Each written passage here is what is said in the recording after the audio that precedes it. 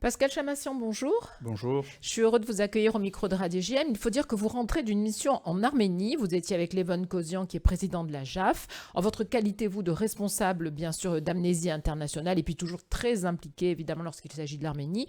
Et vous êtes allé constater sur place ce qu'il en était réellement de ce qu'on nous dit sur cette difficulté aujourd'hui du peuple arménien. Vous en avez profité, puisque vous étiez sur place aussi, pour commémorer le génocide là-bas à Erevan. On va en parler plus longuement. Il faut dire que la situation est très tendue. Je pense que c'était la raison de votre voyage. Vous vouliez apporter votre soutien et voir sur place ce qu'il en était exactement. Les deux raisons essentielles, effectivement, c'était celle-là. La première, apporter le soutien à un peuple qui est en grande difficulté, qui souffre, un pays qui est en danger, disons-le, en danger de disparition, qui est menacé aujourd'hui. Ça paraît fou de le dire comme ça, mais c'est la vérité. La deuxième, effectivement, c'était d'aller constater sur le terrain quelle est la réalité. Et c'est pour cette raison qu'on s'est rendu notamment sur une zone de tension forte à l'est du lac Sevan, à la frontière avec l'Azerbaïdjan. Et donc aller voir ces populations qui sont au quotidien menacées, harcelées, leur apporter notre soutien et puis surtout se rendre compte. Alors se rendre compte aussi pour alerter. Il est évident, bon, vous parlez de la situation par exemple à la frontière avec l'Azerbaïdjan, qui est une situation véritablement tendue. Je crois d'ailleurs que vous avez vécu un épisode assez tragique sur place. Il y a le blocus azéri aussi qui joue. Tout cela fait que la population arménienne aujourd'hui est véritablement en danger. C'est ce que vous vouliez porter comme message, parce que, c'est en tout cas ce que vous dites, les soutiens sont peu nombreux.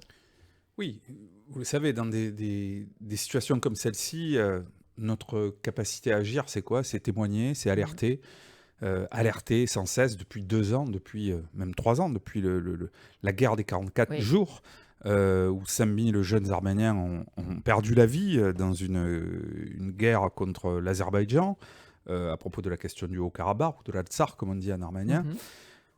Eh bien, aujourd'hui, les taux se resserrent. Les taux se resserrent, l'Arménie se retrouve entre la Turquie et l'Azerbaïdjan. L'Azerbaïdjan n'a de cesse maintenant d'attaquer non seulement l'Artsakh, de priver, vous le savez, depuis 4 mois, le peuple d'Artsakh, du Haut-Karabakh, est sous le blocus. Oui, donc 120 000 Arméniens vivent sur ces terres sans rien. Ils sont privés de tout. Privés de tout. Il faut expliquer géographiquement que ça fait comme un corridor en fait. Et ça. Ce qu'ils voudraient, c'est relayer les deux territoires et donc absolument, c'est le vieux et la terre et c'est le vieux rêve panturquiste qui consiste à relier la Turquie à l'Azerbaïdjan, au peuple turcophone, à leurs frères, comme ils disent, une même nation. Et donc l'Arménie se trouve au milieu, et c'est une espèce de petit bouchon qu'il faudrait faire sauter, notamment le sud de l'Arménie. C'est-à-dire qu'après avoir envahi l'Artsakh et le Karabakh, c'est la même chose, vous l'avez compris, dans 2 langues différentes. Aujourd'hui, la volonté de l'Azerbaïdjan, aidée par la Turquie, est de couper l'Arménie en 2 et du coup de réduire à sa portion congrue l'Arménie, avec des discours du dictateur Aliyev qui sont totalement insupportables. En revisitant l'histoire, on avait l'habitude sur la question du génocide, malheureusement, d'avoir un négationnisme d'État qui était celui de la Turquie. Là, le dictateur Aliyev, donc le président azéri, dit haut et fort que finalement l'Arménie ne serait que l'Azerbaïdjan de l'Ouest. Donc c'est quand même quelque chose de tragique qui est en train de se passer. Et comme vous le disiez, et comme je le dis, et comme on le dit tous, un peu dans un silence. Alors, c'est un silence. Il y a beaucoup de paroles, il faut être clair. Il y a beaucoup peu d'actes. Mais peu d'actes. Avec un acteur, vous le savez, qui est dans cette région, qui est la Russie, qui est habitué à être un peu le grand frère et à celui qui fait en sorte que tous ces peuples, finalement, qui a la même mise sur cette région, sauf que la Russie est occupée à un autre conflit en Ukraine, dont on entend beaucoup parler. Et du coup, l'Occident essaie de mettre un pied, que ce soit les États-Unis, la France, qui est très active, en tout cas. Je rappelle que, par exemple, la présidente du groupe d'amitié France-Arménie, la députée Anne-Laurence Pétel était avec nous. D'autres sénateurs étaient présents. Il y a un balai diplomatique permanent de la France Mais qui ça amène suffit son pas. soutien. Il n'y a Mais pas voilà. que la France, il faudrait qu'il y ait une façon internationale de prendre la parole. Et vous avez quand même l'impression, en tout cas, c'est ce qui est dit, qu'il y a deux poids, deux mesures. Quand on regarde l'Ukraine, Bien la sûr. façon dont on parle de l'Ukraine, la façon dont on parle d'Arménie, c'est aussi une question de situation géographique. Alors, pas forcément dans la situation géographique, parce qu'aujourd'hui, l'Arménie se retrouve au cœur d'enjeux géopolitiques. Oui, mais l'Ukraine est au cœur, c'est Oui. l'Europe, vous voyez, c'est Oui, proche de oui, l'Europe, oui, c'est oui, peut-être oui. plus ça qui entre en jeu, non? Non, le vrai problème aujourd'hui, c'est que, effectivement, oui, il n'y a pas de ressources. Enfin, l'Arménie paraît loin Après, de ils ne savent pas tout. communiquer de la même façon. Il y a un président ukrainien qui sait communiquer. Oui, oui, oui. Après, voilà, bon, on ne va pas comparer les deux, mais Mhm. en tout cas, dans un cas, la communauté internationale va jusqu'à fournir des armes et plus que ça. Aujourd'hui, la question de l'Arménie, c'est une question de sécurité. Mhm. Et pour être clair, il faudrait deux choses. Aujourd'hui, il faudrait sanctionner l'Azerbaïdjan comme on sanctionne la Et Russie c'est au pas niveau le cas. économique. C'est loin d'être le cas, c'est l'inverse. L'Union européenne va acheter du gaz à l'Azerbaïdjan aujourd'hui pour contourner le gaz russe, comme si finalement Pas la le gaz même azéri chose. était Ouais, meilleur que c'était pas le gaz russe. Mhm. Cela dit, soit dit en passant, en fait, c'est du gaz russe qui est Ouais. acheté via l'Azerbaïdjan. Mhm. Ça, c'est clair. Donc, c'est un jeu de dupes Mhm. devant lequel on se retrouve. Donc, voilà, la Alors, situation est... vous appelez ça comment? Une guerre? Un pays, un peuple pris en otage? Comment vous qualifiez ce que vous avez vu sur place? Alors, il y a deux phénomènes. Le premier, c'est cette république du Haut-Karabakh ou d'Artsakh qui, elle, est sous blocus et qui fait l'objet d'une guerre depuis plus de 30 ans, où les Arméniens avaient récupéré une souveraineté sur un territoire sur lequel ils vivent depuis des millénaires. Donc ça a été repris par les armes, partiellement, mais largement, en tout cas par l'Azerbaïdjan, depuis la guerre des 44 jours.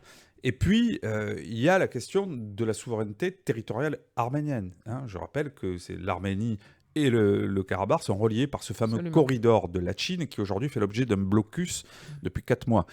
Et aujourd'hui, la vraie menace qui pèse au-delà de la question du Karabakh, de l'Artsakh, qui est en grand danger d'étouffement, de forme de génocide blanc, puisqu'en fait, Aliyev dit aux Arméniens qui vivent là-bas, partez, quoi. Partez, c'est un aller sans retour. C'était ce qui s'était passé dans une autre région pas très loin, qui s'appelle Nakhichevan, et ça s'est déjà passé comme ça, donc ils sont coutumiers du fait. Et puis, il y a la question de l'Arménie et du Sud. Et là, en fait, ce qui se passe, c'est qu'il y a eu un cessez-le-feu le 9 novembre 2020 de la première guerre des 44 jours, qui doit donner lieu à un traité de paix. Mais depuis Ce traité de paix, depuis 3 ans, rien ne bouge. Rien ne bouge. Des forces russes sont censées être là pour pacifier le conflit, des espèces de casques bleus, sauf que pas du tout. L'Azerbaïdjan a fait fi de tout ça et ils ont mis, la semaine dernière, pendant qu'on y était, vous parliez d'événements tragiques, évidemment. On était à l'est du lac Sevan, donc pour ceux qui ont une carte en tête, c'est à la frontière, et on est rentré dans un village frontalier où un soldat arménien a été snipé par un Azéri et qui est tombé sous les balles le jour où on y était. Et parallèlement, l'Azerbaïdjan mettait en place un checkpoint sur ce fameux couloir de la Chine, corridor de la Chine, qui relie, mais impunément. Alors que, et les De Russes, quel droit? Comme ça. Ils foulent aux pieds toutes les...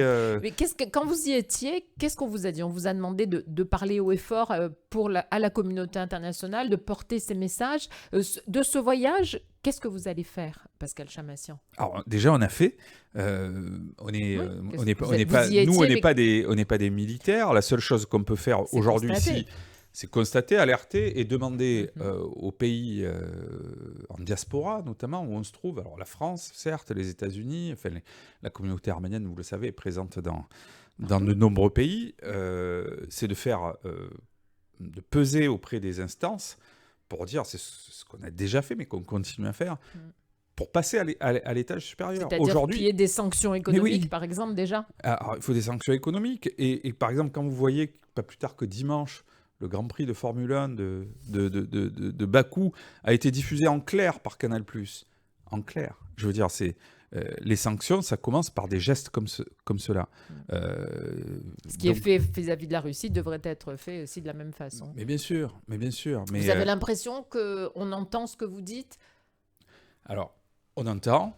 On a un peu l'impression d'être entendu sagement, mais on a du mal à voir des actes concrets se mettre en place.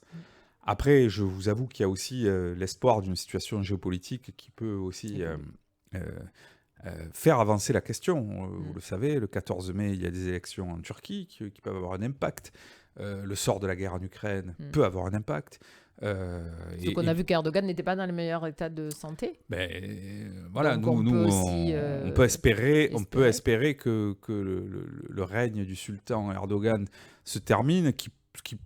Après, avec la Turquie, il faut toujours être prudent. On ne sait pas ce qu'il y aura après. Mais on ne sait pas ce qu'il y aura après, et puis on ne sait pas comment vont se passer les élections. On a déjà vu que quand il est en difficulté, tel un dictateur, il est capable de bourrer les urnes et d'emprisonner les gens. Et malade, il peut être encore plus dangereux. Absolument. Donc ici, on demande une prise de conscience générale, on demande plus qu'une prise de conscience, puisque je crois qu'elle existe aujourd'hui. Des résolutions ont été votées. Des actions soient menées. Pour la sécurité, ça veut dire tout simplement, sanctionner l'Azerbaïdjan, clairement, et à commencer par l'Union européenne et Ursula von der Leyen. Il faut qu'elle arrête d'aller serrer la main du dictateur Aliyev et lui acheter du gaz, premièrement. Deuxièmement, s'il pouvait y avoir une aide militaire, il faut dire les choses clairement, ça pourrait changer la donne. Bien sûr. Quand vous étiez là-bas, il y a aussi la commémoration du génocide arménien, donc 108 ans après. Oui. C'est la première fois que vous étiez là-bas pour la commémoration? Non. Vous étiez déjà allé? Oui, j'étais déjà allé parce que c'est un moment particulier. Bien sûr qu'on a l'habitude de commémorer dans nos villes, à Marseille et ailleurs. Mais bon, quand vous êtes là-bas, vous avez une autre dimension. Oui, le mémorial du génocide auquel est adossé le musée du génocide, donc est assez impressionnant face au mont Ararat. Et du matin jusqu'au soir, c'est une procession permanente de toute la population qui monte dans le silence et la dignité, déposer un œillet, une fleur autour de la flamme de la mémoire qui est là. Voilà, c'était un acte de solidarité, c'est un acte de mémoire. Mais le ressenti est différent de quand vous êtes ici, quand la commémoration se fait à distance, en fait. On est dans un moment particulier, un moment suspendu où l'émotion est intense, grande. Voilà, donc c'était aussi un moment de recueillement qui coïncidait. C'était aussi l'un des objectifs de notre visite avec les von Kosian. C'était de se dire, en ce 24 avril si particulier, 108 ans après, rien n'est terminé.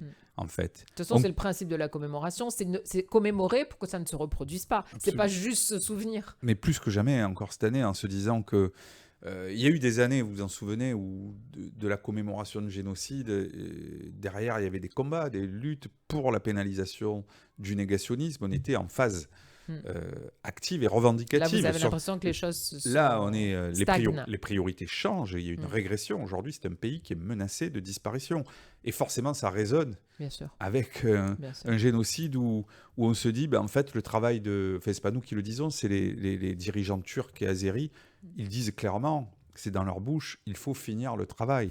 C'est-à-dire que 1915, 1,5 million de victimes du génocide. Ça ne suffit pas. Mais voilà, 108 ans après, on continue et on va finir. Il y a des délégations internationales qui viennent pour la commémoration en Arménie? Oui. Il y avait là, pour le coup, beaucoup de représentants de nombreux pays qui étaient là. Ce caractère international, il y est, c'est clair, aussi bien dans la commémoration. C'est important, mais comme vous le dites, ça ne suffit pas. Je voudrais qu'on termine, Pascal Chamasson, avec une note un peu plus gaie, une note artistique, j'allais dire, puisqu'il y aura un événement important le 29 mai qui vous tient à cœur, la représentation de l'ensemble que vous portez de vos bras depuis de nombreuses années. Ce sera au Palais des Congrès. Pouvez-vous nous en dire un mot? Bien sûr. On va célébrer la danse arménienne parce que c'est aussi, vous le savez, c'est un slogan qu'on porte. On dit que la force de la culture est plus forte que la culture de la force. Et donc, on va dire que les deux sont très importants. Mais bon, voilà, nous, on a entre nos mains, en tout cas, on pense que la culture est une arme pour se faire entendre. Et voilà, notre ensemble Arax, vous l'avez dit, se produira le 29 mai. Alors, je vous recommande, c'est magnifique. J'ai eu la chance d'assister à une des représentations. Voilà, là on a plein de nouveautés. On sort de la portée par la musique il y a un rythme dans la danse arménienne qui est très particulier. C'est très rythmé, très, très frappé comme danse au sol et du coup on est porté. Il y a une espèce de... Vous savez, c'est comme le bruit des... Oui, puis c'est comme le bruit des tambours. Au bout d'un moment, vous savez, on a une espèce de transe. Voilà. Alors, ce sera une belle soirée parce qu'en fait, la soirée démarrera avec le gala de l'école de danse de la JAF qui est fabuleuse avec ses 130 élèves. Et donc, ça démarre à 19h. Et puis, à 21h, en deuxième partie, l'ensemble Arax, qui est l'ensemble adulte qui se produit un peu partout en France et en Europe. Et il jouera chez lui à Marseille. Donc,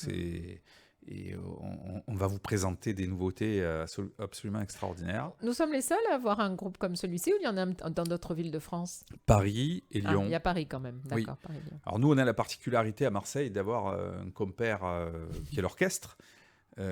C'est Arax Sassoon. Donc là, Oui, pour le avec coup, un orchestre voilà, en orchestre live. de Là, musique pour le coup, arménienne. on sera qu'avec la troupe de danse parce que Mhm. pour des contingences techniques, on ne pouvait pas mettre Selon tout le les monde lieux, sur scène. selon Voilà. les lieux. Mais voilà, donc ça, c'est notre particularité à Marseille d'avoir un ensemble de danse Donc le rendez-vous, accompagné c'est de le musique. 29 mai. 29 mai, Et pour prendre les places, 91 on va aller 802 jusqu'au bout. 820. Voilà, on va 04 jusqu'au 91 bout. 802 820, centre culturel de la JAF. Vous pouvez appeler tous les jours. Et il y a voilà, vous Et achetez on vos passe places. vraiment une soirée d'exception. N'hésitez pas, franchement, je vous recommande cette soirée le 29 mai, c'est important et c'est important d'être à vos côtés. Merci beaucoup Pascal Chamassian. Merci Elsa, merci Radio JM. Avec plaisir.